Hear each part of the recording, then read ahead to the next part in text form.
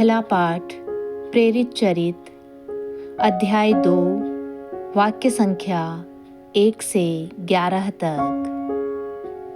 जब पेंतकोस्त का दिन आया और सब शिष्य एक स्थान पर इकट्ठे थे, तो अचानक आंधी जैसी आवाज आकाश से सुनाई पड़ी और सारा घर जहां वे बैठे हुए थे गूंज उठा। उन्हें एक प्रकार की आग दिखाई पड़ी जो जीभों में विभाजित होकर उनमें से हर एक के ऊपर आकर ठहर गई। वे सब पवित्र आत्मा से परिपूर्ण हो गए और पवित्र आत्मा द्वारा प्रदत्त वरदान के अनुसार भिन्न भिन्न भाषाएं बोलने लगे। पृथ्वी भर के सब राष्ट्रों से आए हुए धर्मी यहूदी उस समय यरूशलेम में रहते थे। बहुत से लोग वह आवाज सुनकर एकत्र हो गए। वे विस्मित थे क्योंकि हर एक अपनी अपनी भाषा में शिष्यों को बोलते सुन रहा था। वे बड़े अचंभे में पड़ गए और चकित होकर बोल उठे, क्या ये बोलने वाले सब के सब गलीली नहीं हैं? तो फिर हम में हर एक अपनी अपनी जन्मभूमि की भाषा कैसे सुन रहा है?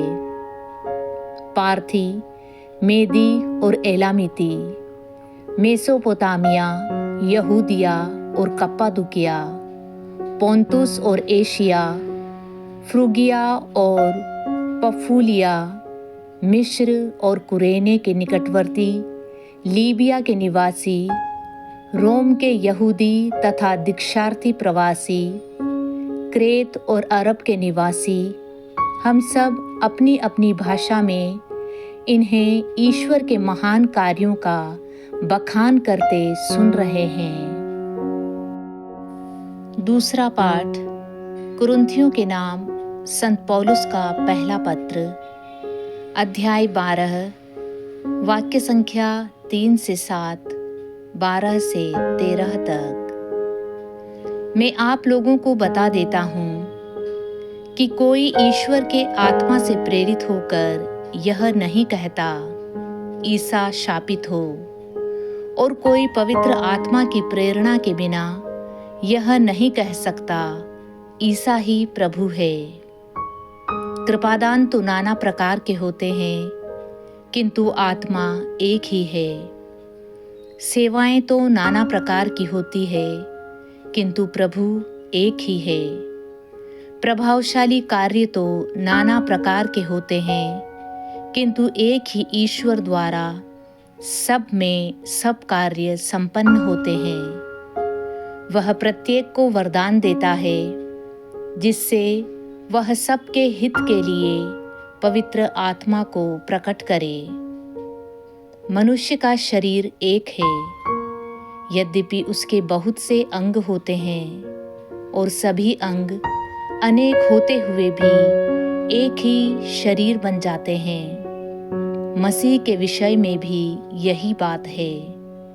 हम यहूदी हों या यूनानी, दास हों या स्वतंत्र, हम सब के सब एक ही आत्मा का बपतिस्मा ग्रहण कर एक ही शरीर बन गए हैं।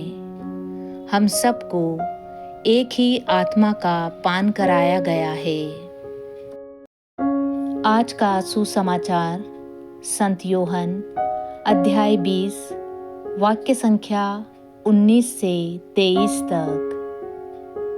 उसी दिन अर्थात सप्ताह के प्रथम दिन संध्या समय, जब शिष्य यहूदियों के भय से द्वार बंद किए एकत्र थे, ईसा उनके बीच आकर खड़े हो गए।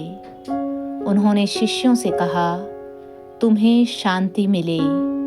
और इसके बाद उन्हें अपने हाथ और अपनी बगल दिखाई। प्रभु को देखकर शिष्य आनंदित हो उठे।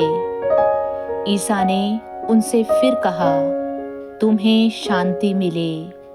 जिस प्रकार पिता ने मुझे भेजा, उसी प्रकार मैं तुम्हें भेजता हूँ। इन शब्दों के बाद ईसा ने उन पर फूंक कर कहा, पवित्र आत्मा को ग्रहण करो। तुम जिन लोगों के पाप क्षमा करोगे वे अपने पापों से मुक्त हो जाएंगे, और जिन लोगों के पाप क्षमा नहीं करोगे वे अपने पापों से बंधे रहेंगे।